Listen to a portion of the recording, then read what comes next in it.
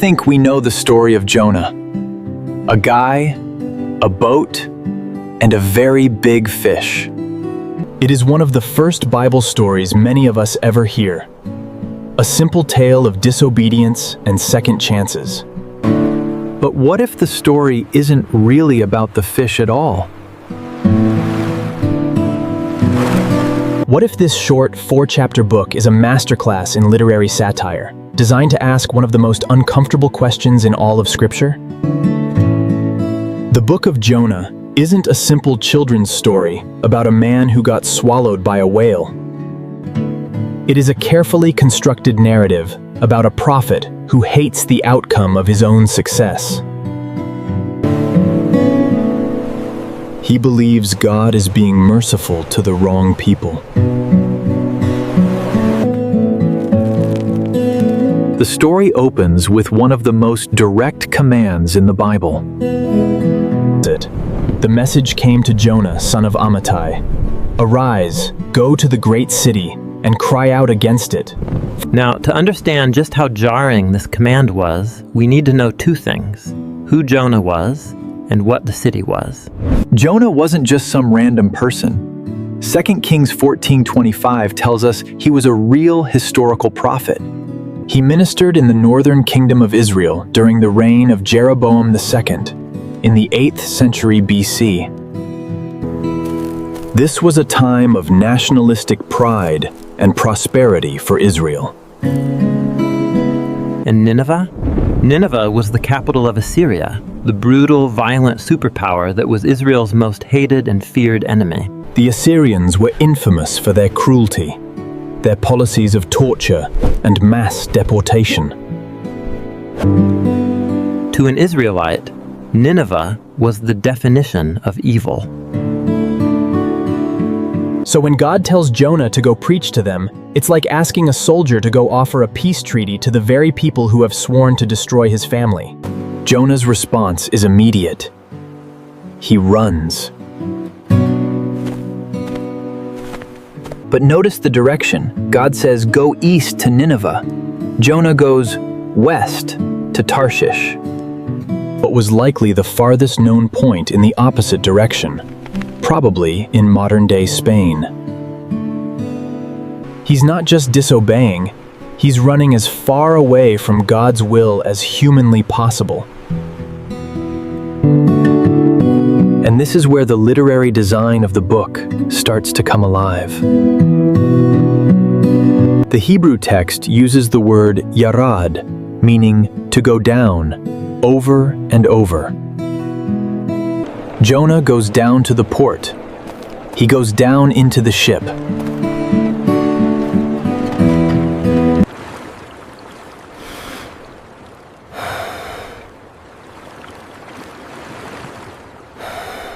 And finally, he will be cast down into the sea. Every step away from God is a descent. The geography is a map of his spiritual state. On the boat, as a violent storm threatens to tear the ship apart, we get our first taste of the book's profound irony. The pagan sailors are terrified. They're crying out to their gods. They're throwing cargo overboard. And where is Jonah, the prophet of the one true God? He's asleep. The ship's captain has to wake him up and plead with him. What do you mean, you sleeper? Arise, call out to your God. Perhaps your God will give a thought to us, that we may not perish. Think about that. The traveler is urging the prophet to pray. This is the first of many reversals in the book, where the supposed outsiders act more righteously than God's own messenger. When they cast lots and discover Jonah is the cause of the storm, he finally tells them who he is. It's a stunning confession, full of irony. He fears the creator of the sea while he's currently on a boat in the middle of a storm, running from that very presence. The sailors are exceedingly afraid when they hear this. They understand the gravity of his rebellion better than he does. Even in this moment, they try to save him. They row hard against the storm, but it's no use. Only when Jonah insists, and they pray to Jonah's God for forgiveness for what they are about to do they throw him into the sea. And the sea immediately becomes calm. The effect on these sailors is profound.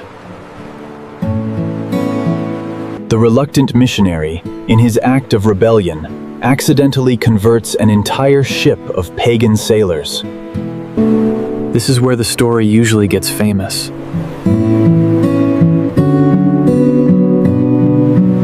The Hebrew here is dag gadol, simply great fish. The idea of it being a whale came much later. But the point isn't the species of the animal, it's the sovereignty of God.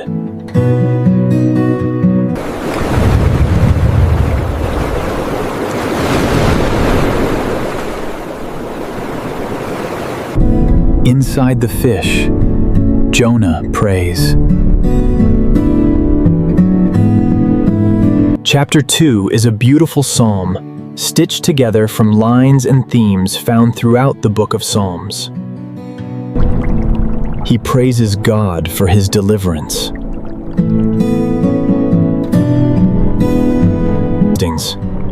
I called out to the Lord, out of my distress, and he answered me. Out of the belly of Sheol I cried. Sheol is the Hebrew word for the grave, the realm of the dead. He understands that being in the sea was a dire situation, and the creature is not a punishment, but a rescue.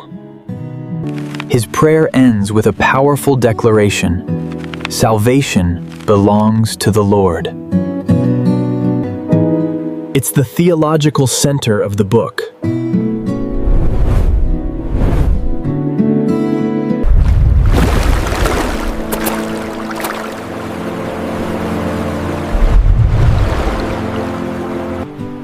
He's been given a second chance, a dramatic, impossible rescue from the depths.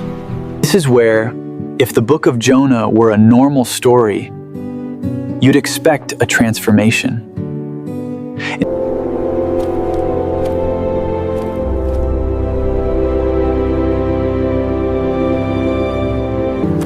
And for a moment, that's what we see.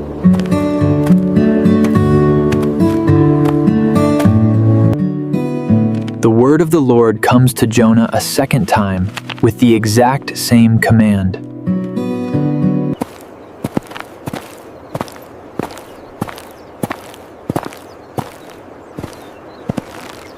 He walks into this massive city, the text says it was a 3-day journey across, and preaches the shortest, most unenthusiastic sermon in the entire Bible. It's just 5 words in Hebrew, yet 40 days, and Nineveh shall be overthrown. That's it. No mention of God, no call to repentance, no offer of mercy, just a raw declaration of doom. Jonah does the absolute bare minimum required of him. But then, the unthinkable happens. The people of Nineveh believe him.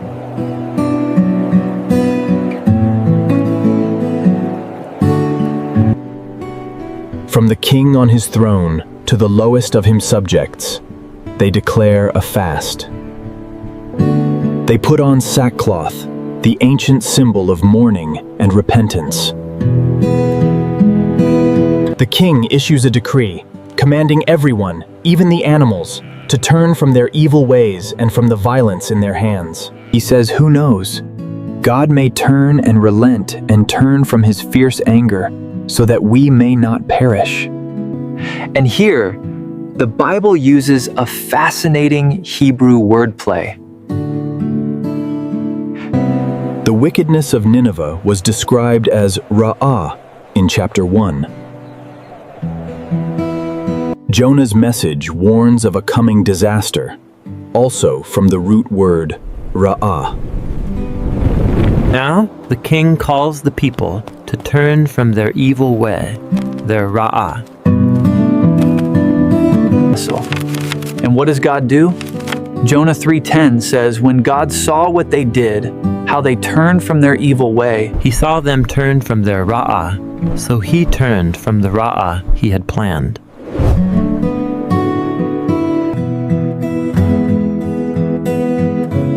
This should be the greatest moment in a prophet's life. He has just presided over the largest mass conversion in history. An entire city has turned to the divine because of his short message.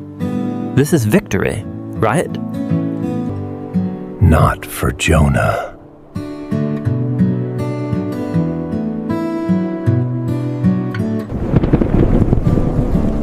Chapter 4 opens with one of the most shocking verses in the prophetic books. but it displeased Jonah exceedingly, and he was angry.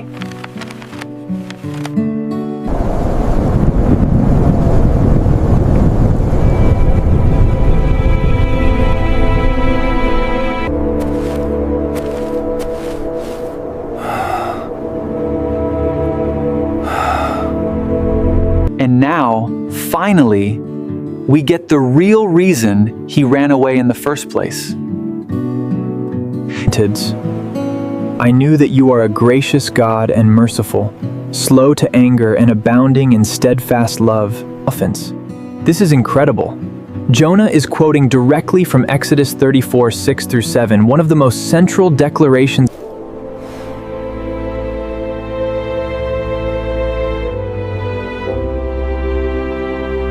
He's saying, I knew it. I knew you were a God of mercy, and that's why I didn't want to come.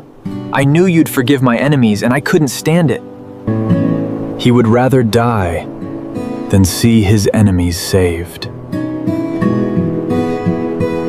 Therefore now, O Lord, please take my life from me, for it is better for me to die than to live. If you've ever wondered why your own passion for what you believe is right can sometimes feel so angry and bitter, this story holds up a mirror. Maybe the deepest insights into our own hearts come when we see God extend grace to people we have decided don't deserve it. If that's a place you've ever found yourself, then you know you're not just an observer in this story. You're in it. We all are. God responds with a gentle, probing question. Do you do well to be angry?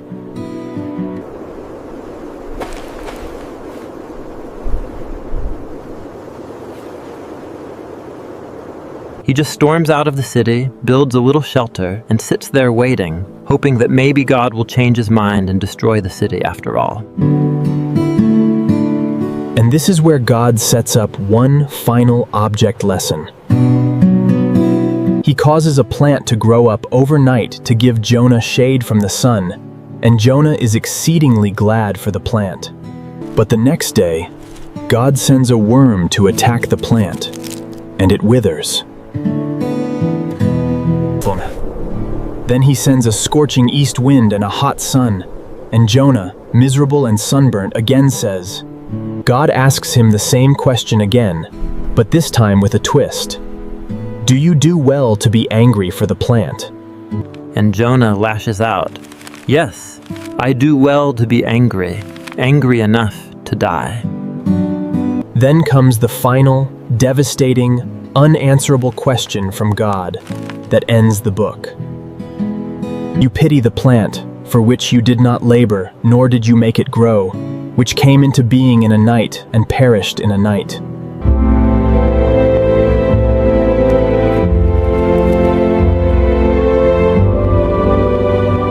The book just ends. There's no answer. Jonah is left sitting in the dust, confronted by the staggering gap between his own small, tribal pity. The question hangs in the air, not just for Jonah, but for everyone who reads it. The literary structure of the book is a beautiful chiasm, a mirrored pattern that pivots around the central theme. Chapters 1 and 3 are parallels. God gives a command, Jonah interacts with pagans, and the pagans repent. Chapters 2 and 4 are parallels. Jonah is in a place of confinement. He prays a prayer, and God responds. This careful design forces the reader to compare the two halves.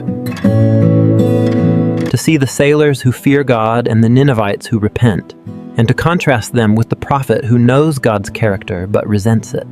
The book is filled with what many scholars call satire, using irony and exaggeration to critique a point of view. The prophet of God is the only one who disobeys him. The pagans are the ones who are quick to repent. It's all designed to show the absurdity of a religious nationalism that tries to put limits on God's compassion. The story isn't about the fish, it's about the heart of God, and it's about ours.